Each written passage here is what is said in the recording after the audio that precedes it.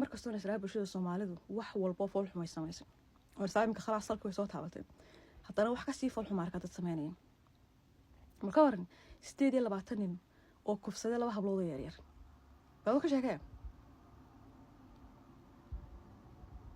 waxaan runtii ma garanayo hadalba maanta way ugu guray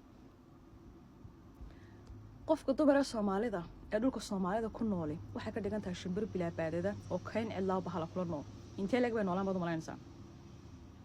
dhaqanka Soomaalidu qofka dumar inta labada gacmood ka xidhay ayuu geed ka xidhay markaas uu kaasay istabar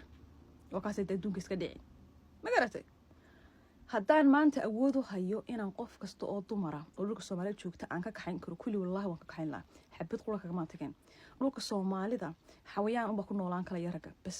bas ma garatay ragga intoodii hagaagsaneedna haddayna awood lahayn ay ku qabato intooda xun maxay faa'iido leeyihiin ma garanaysaa maxay faa'iido leeyihiin ma aragtay